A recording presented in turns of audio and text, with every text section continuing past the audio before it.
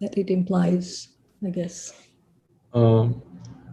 I think it certainly does try to move, not only against that grain of, that old metaphysical, and maybe most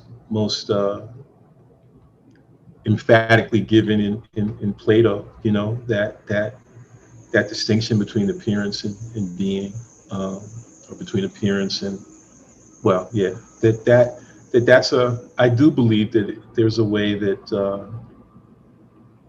that maybe quantum mechanics allows us to dispense with the metaphysical assumptions that produce that discourse. And certainly that discourse is so cognate with the brutality of the last 500 years that it just strikes me as kind of goes without saying that one needs an alternative to it, and I think that I'm not alone in this, obviously, because so many of the folks that I really work with and admire, are also turning to, to the discoveries in physics over the last 100 years as a way to sort of break down, that sort of Kantian consensus, that is the sort of ideological framework that we've had to survive, because that Kantian consensus is so fundamentally grounded, I think, in Newtonian mechanics. So I'm just following in the path of, again, folks like Karen Barad and Denisa da Silva and, a lot of other folks too. The great poet Samia Bashir, Michelle Wright. There's a lot of folks like me who, found ourselves for whatever reason, needing to try to learn about physics, even if we weren't necessarily equipped to do so. And on the one hand, one laments that lack of equipment, and on the other hand, one has to take advantage of like the kinds of interventions that can emerge as a function of that lack of equipment. So I just feel like there's a real affinity between Black studies and these new the new challenges to metaphysics that quantum mechanics makes possible, and that affinity really goes back to Du Bois. And it's as if he was already anticipating all of this work that we're trying to do and giving us a kind of model for how to do it. It's a great essay of his called Sociology Hesitant, which was published in 1905. And to my mind, it has to be read alongside the great papers that Einstein published in 1905, that you can't make sense of what he's doing without reading the Einstein, but you can't make sense of the Einstein without reading Du Bois. Anyway, so that's, it was written in 1905, I should say. It wasn't published for another 100 years, but that's another story, which is told, by two great scholars who I've learned a lot from, R.A. Judy and Nahum Chandler. But anyway, I'll stop blathering on that question and blather on the next question. So. Okay, that's a good plan. A question from Joe Giardini who would love to hear you talk a bit about metaphor and the crossing of sense / sensation. Mm-hmm. Earlier in the talk, there was a moment where you talked about, I think, vision and sound as phenomena of touch, or phenomena of touch.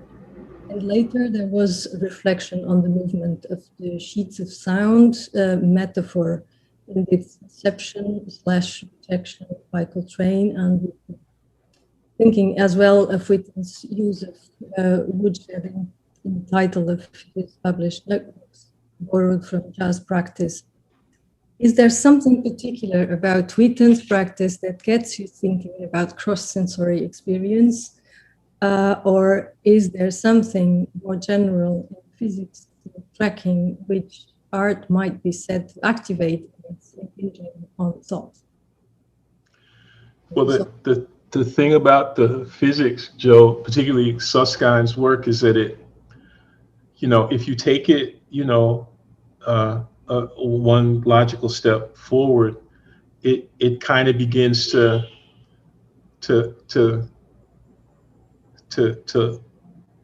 connect, to be connected in a certain way to various interventions in late 20th century philosophy that again are, I think, beginning to try to militate against that Kantian consensus.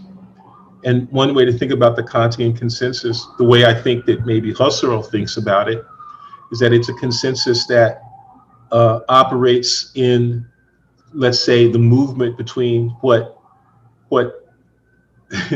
Husserl calls the empirical attitude and what he then calls the phenomenological attitude.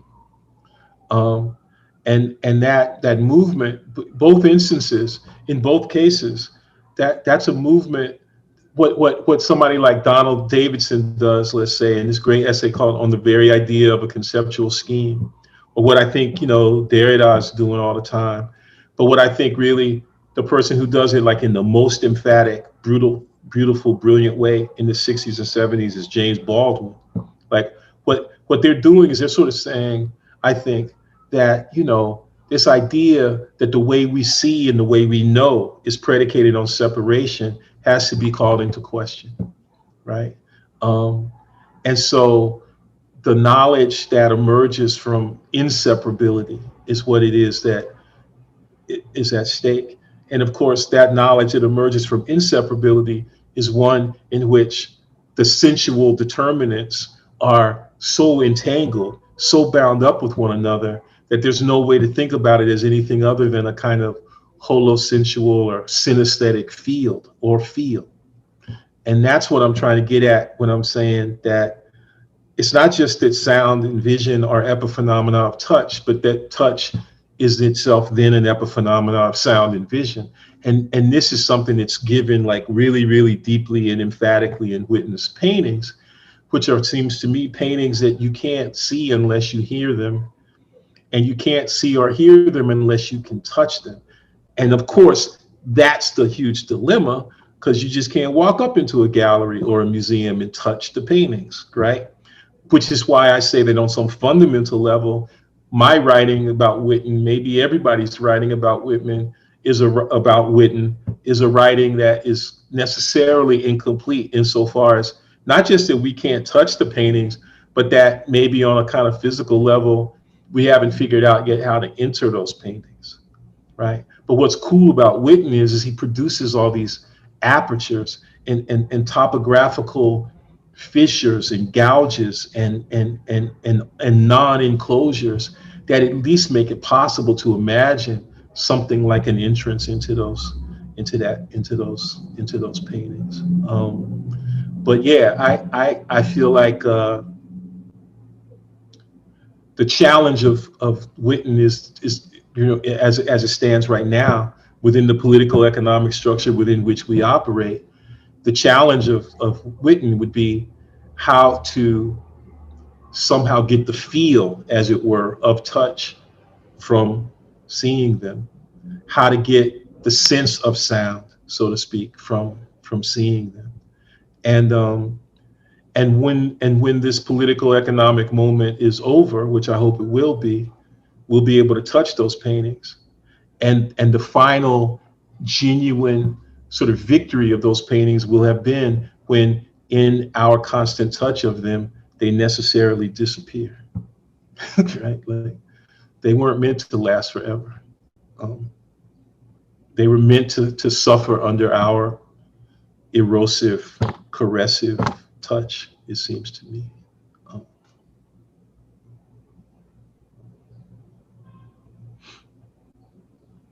Thank you, Fred. There are many more questions.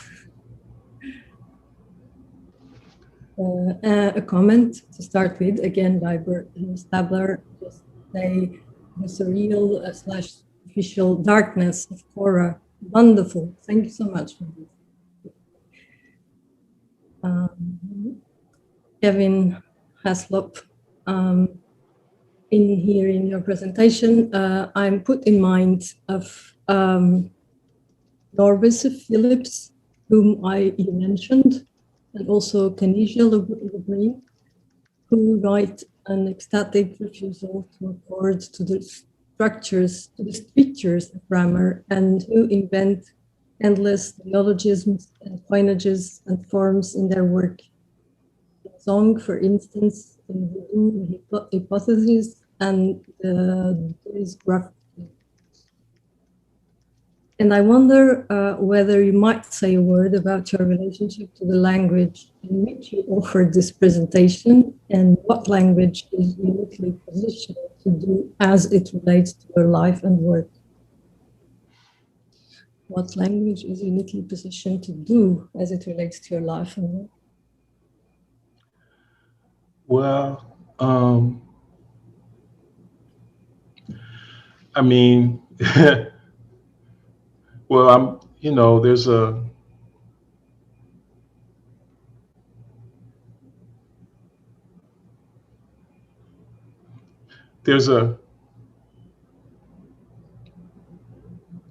well, I would like to believe that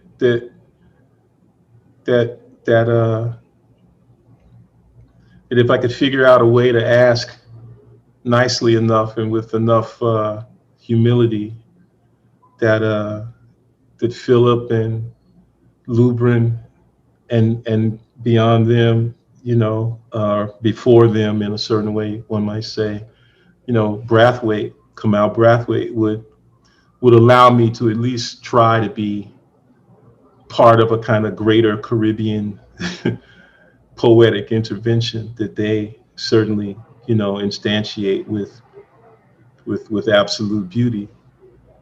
And within that framework, you get not only, the intensity of Lubrin's, as you say, ecstatic refusal, of grammar, I mean, I think she takes up the term anagrammatical, in a way that both follows from, but also extends, the way that Christina Sharp uses that term, and, before her, the way that Saussure uses that term, it's really, there's something about the way that poetry challenges grammar, not so much by refusing the idea of grammar, but by multiplying it, right? By finding grammar everywhere, by this constant making and then also breaking of grammatical law, and obviously, Lubrin does it really beautifully in her work, and Philip does it, with, kind of absolute authority, in her work. And so does Brathwaite. And it's funny because I'm thinking now about, and this is something that I've been learning from my partner, Laura, who just finished this great essay on Brathwaite, in which he talks about his use of the word language, not language with a G, but language with two G's, but language with a D, language, which I think, is something that he wants to get at in a way that approaches more generally this notion of nation language that he has. And of course, his language is completely bound up with Philip's languish, that the intensity of the anguish that the imposition of the English tongue puts on us, at least who live in this sort of Anglophone world. So basically, Black folks in the new world, in the old world too, we have had to learn how to do things not only with words, but how to do things to words. and that's the condition of possibility of us, you know, having something to say, you know. So yeah.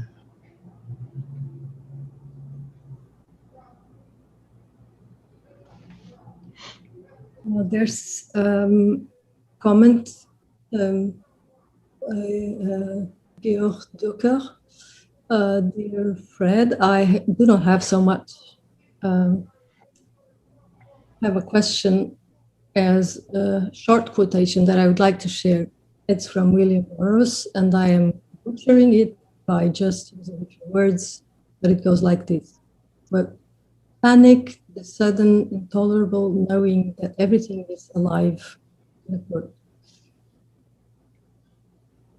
This is in relation to pan-dimensionality, Pan, the god Pan, and how panic etymologically derives from the god Pan. Panic as perhaps a word for the experience of pan-dimensionality in art and elsewhere. Thank you. Yeah, no, thank you. Man, I got to go back and read Burroughs some more. It's been a long time, but I'm glad he's still there waiting for me. Yeah, panic and pandemonium too. So it's like William Burroughs on the one hand and John Milton on the other. All of that stuff is there, you know. Yeah, there's that's what I was trying to get at, you know, with regard to, at one point, with regard to Whitten talking about the sort of the explosion pattern of his etymologies. I think I said, you know, that I think he's a painter that makes you want to look words up, you know, and I think right now I'm trying to work on something, you know, with regard to these, you know, relatively, you know, paintings in the sort of middle period, I guess, of his career, in which he did all this stuff with the Greek alphabet, you know. So that's something to draw out too. But yeah, no, thank you. I hadn't thought about panic, but now I'll push the panic button now and see what happens with that. So. I also, in regard to the things that you've been doing to words, I like very much this idea in relation to this notion of etymology as that has a certain centralization to it, which should be, because it's historical putting together and transformation of the use of words and so on, and it's beautiful because of that. But I like this idea that for some words that we read, we cannot find anything, or we have to invent well, along with the with what we find. For example, when you do when you transform names of persons in verbs, and there's some kind of gliding into something else. So something happens there that, of course, there is stuff you can go and check, and the relations that situate those names and syllables. But there's also this thing that you have to go with it and do something with it yourself. Yeah. There's especially in this presentation, this next I have a feeling that going to, it's like a new land. It's that's why I was talking about staying, living here for a lot of time. So yeah, no, well, there's a kind of, I mean, I don't think it's exclusively a so-called, you know, New World phenomenon, but certainly, you know, part of what, you know, Middle Passage implied, you know, for us and imposed upon us, you know, is, you know, the loss of native tongues or mother tongues or so forth. And there's a sense in which, you know, the various colonial languages just wouldn't leave us alone. And so, our, response has been to not leave them alone either, and I mean, to not leave them unscathed, to not leave those languages unbroken, and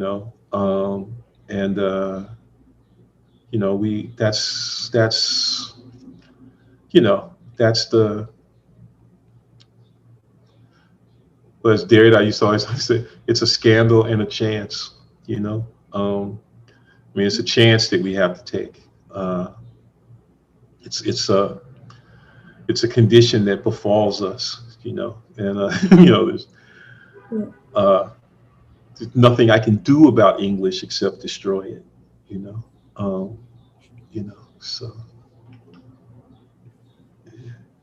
Yeah. There are some more questions. We can still not that many. There's a question about Fanon. Yes, where was I? Anya Lee. Hi, Fred. It's Anya Lee. Okay, you see them as well. Yeah. On the spell of the fools. No, I wrote Anjali back in a direct message, but Anjali is a great artist, and she is one of the two members of that group, the Autolift group that I mentioned in the talk, along with Kojo Eshun, and I'm totally, immersed in their thinking, when it comes to trying to think about Whitten and what they've done and given us in their engagement with, not only with Julius Eastman, but also with Cadona, with Don Cherry and Colin Walcott and, and other folks too, that for me is totally gives me a way of, that if I can figure it out, if I can work through what they've done, or find something, that I can work with, and given the complexity and richness of what they've done, that does, I think, open up a way of thinking about, Whitten's work, that basicness and fundamentalness that they really emphasize, in Eastman's work and in their work on Eastman's work. So, yeah. And just to put it in the terms of the question that Chad asks, it's very much part of an ongoing attempt to read, Fanon. I mean, which is a kind of an endless task. You just keep starting it over and over again. And for me, it's always like going back as if I'd never read it before, because it's just new every time you look at it.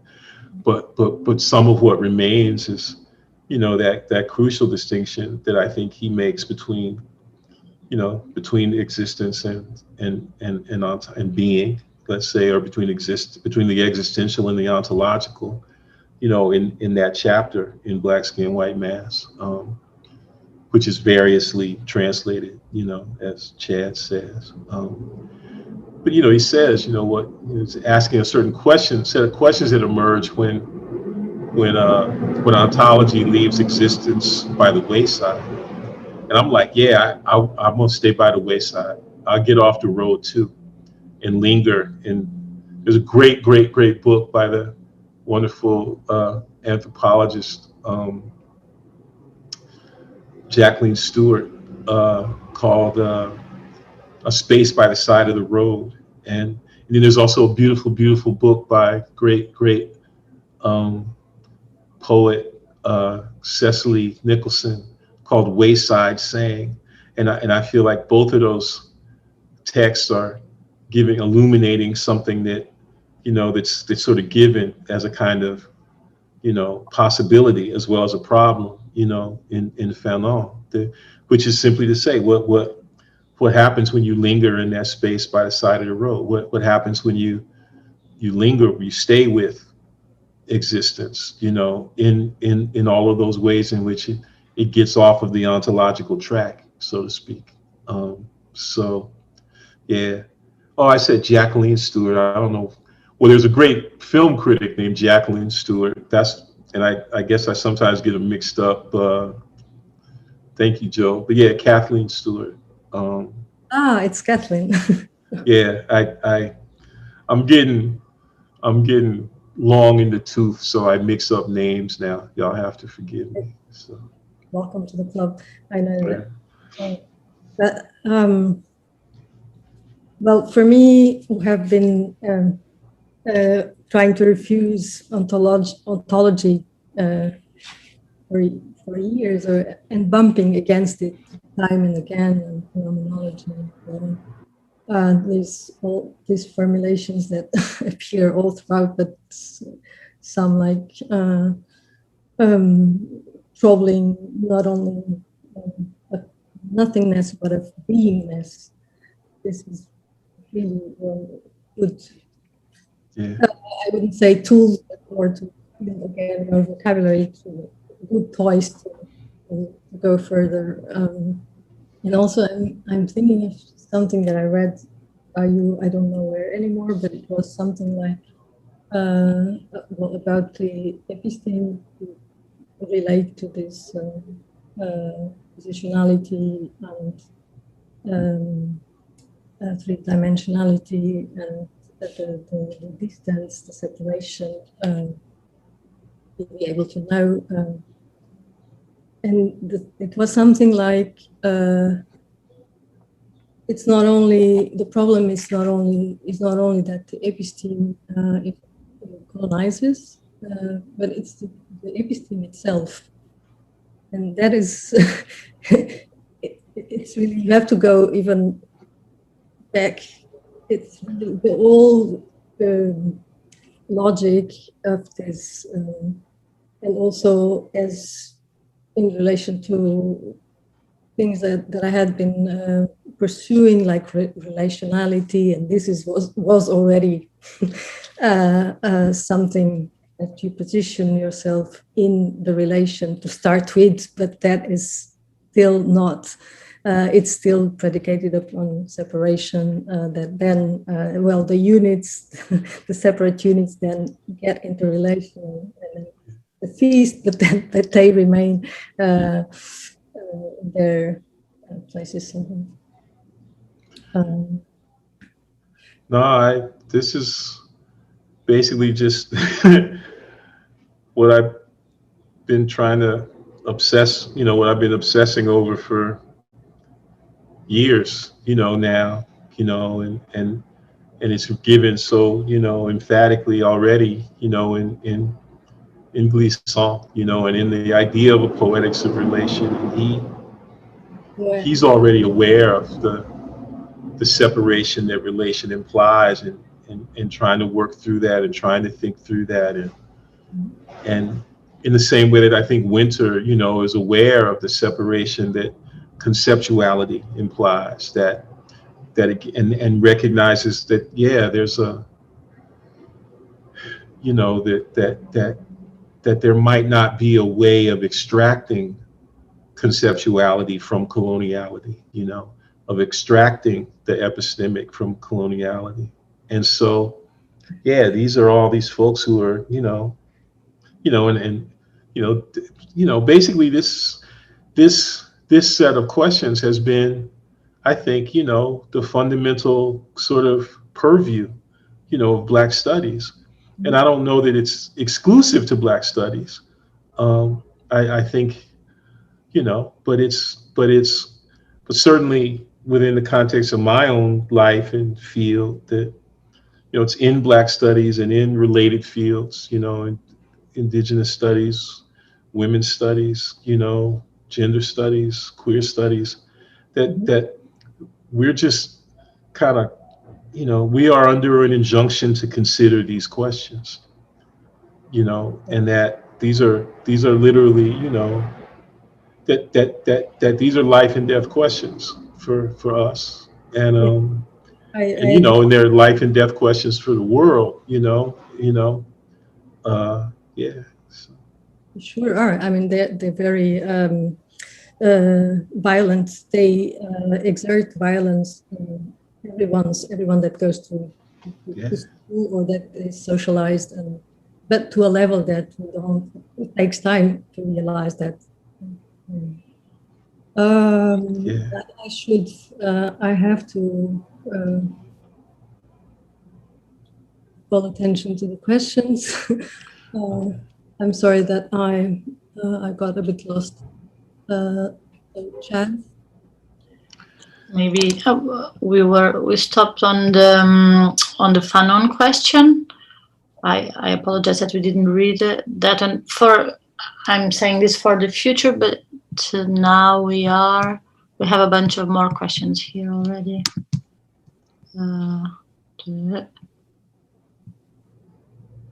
Maybe the last one from Paula Caspão. Okay. Pablo's asking for me to speak a little bit about the term antimateriality, which sometimes I use. And so some of it has to do just with the sort of etymology of the term, or the sort of folded etymologies that are held in the term. So first of all, the root of materiality in mater, that there's just this deep, it's etymological and ideational connection between the material and the maternal that I'm always invested in. And that goes back to really the first question, regarding the real, which I think also can't be thought about, at least within psychoanalytic or sort of post-psychoanalytic frameworks, outside of its connection to the maternal, and then also, anima, which is breath, soul, spirit, and I'm interested, therefore, in a certain notion of a kind of animated materiality, a refusal of a distinction between spirit and flesh. Which again, for me at least, is an imperative for Black studies, and more specifically a Spiller's imperative, which is to say, it's an imperative precisely in that way that Black studies, that any Black studies that's worthy of the name is Black feminist studies. It seems to me. So that's part of what all that, and I also have to say that I have a really great friend going back to graduate school, great literary film studies scholar, film critic, and film theorist named Akira Lippitt, who wrote a great book called Electric Animal, which is the first of a series of books that he's written on Japanese cinema and experimental cinema. And in Electric Animal, he coins the phrase animetaphor. And I'm always, whenever I say antimateriality, I'm kind of also thinking about the notion of the animetaphorical in Akira Lippitt's work. In terms of whether or not it evokes a kind of anti-productivity, I guess I would probably want to say that I would rather think of it as an anti-productivity, like a kind of forgivenness of productivity. I don't mean for it to be something that is in some kind of stark opposition either to productivity or reproductivity. But it is, what's at stake for me in the animaterial is a kind of, to maybe use Derridian terms, a general economy of generativity, right? Or an unrestricted economy of generativity and differentiation. And that's what animaterial or animateriality implies to me. And if it's connected, I wouldn't connect it to maybe void, but I would connect it to nothingness, to what one might call the realness of no thingness, the realness, the reality and the surreality of inseparability that we could talk about under the rubric of nothing, without raising it to a kind of conceptual level by attaching ness to it, so to speak. And it does connect up with dispossession insofar as this is all that which refuses grasp, right? Like, which is to say both the possessive grasp within the context of our already existing political economy, but also epistemological or conceptual grasp, which doesn't mean that it's anti-intellectual or that one doesn't think with it, but that's the whole point. This is something that is to be thought with and not thought about, you know? And even deeper, it's to be thought with and not thought at within the context of a history in which we know thinking is something that you do at stuff, you know, in the same way that you point a gun at somebody, you know. I mean, right, like within the colonial, you know, sort of, you know, the history of enslavement that we live, you know, thought's a weapon, or has been used as a weapon. And so, yeah, it's really about thinking with rather than thinking about, thinking with rather than thinking at. And animateriality for me is playing itself out at those, in those ways, at those levels. So. And I think finally, just to wrap it all up, hopefully in a certain kind of way, the physics and the mathematics that I was at least gesturing towards is able to gesture towards the animaterial precisely in that way. That the attitude and the altitude of topography, and the attitude and the altitude of the quantum mechanical interpretation of the universe as holograph implies with rather than at or about. So. It's just maybe we are going to the door, but I have this question in what do we do with performance, because there is this appearance here of pre-formative, and I've been trying to think in relation to practices of refusal and to see how to get rid of the vocabulary of performativity, because we are living so intensely in a society, a combination of performance with knowledge, and there's a lot of perverse things about it, and there have been some thoughts around underperformance, not performance or none, also your non-blackness and non-performance. And now I see here pre-formative, a defensive pre-formative, pre-demonstrative, Pan-African pre-dimensionality. So in relation to pan or pre-dimensionality, what is this formative? What can I relate to? Well, it definitely follows from the thinking that's in Blackness and non-performance, and which was thinking that was totally kind of influenced by the work of my friend Sora Han, who wrote a brilliant essay about called Slavery and Slavery as Contract, in which she talks about the non-performance of contract. And I started thinking about, you know, this relation between Blackness and non-performance by way of her work. And eventually, another great moment was just being, again, I want to say it reminded me of something in a text I had already read, but really and truly it was as if I had never read it. But a great friend of mine who's also part of the Institute for Physical Sociality named Marielle Pellicero.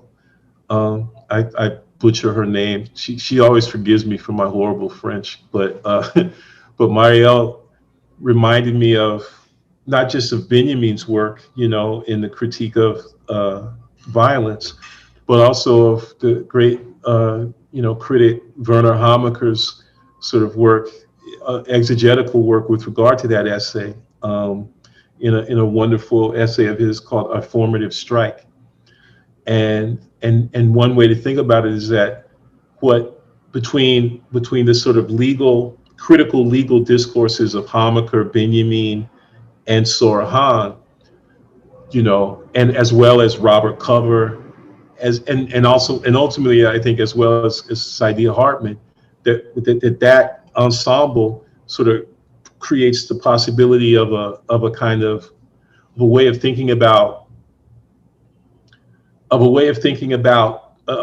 a critique of performance, so to speak, that recognizes, you know, that moves by way of, you know, a kind of recognition at the same time of something like what one might call the necessity of doing, you know, a necessity of enactment.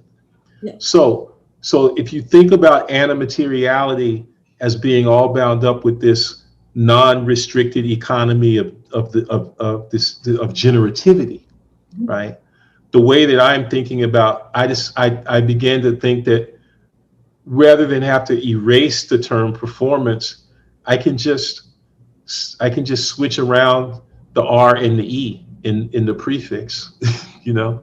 So first of all, it understands performance as prefatory, okay, as anticipatory. That what's interesting about performance is not its own coming into existence, but always what performance prefaces, right? So the performance and this means that performance doesn't just come into its own in its disappearance, but performance also comes into its own in the reappearance of what had disappeared. So it's an augmentation, you know, of the really profound sort of ontological discourse on performance that Peggy Phelan offered in her book Unmarked in the early 90s.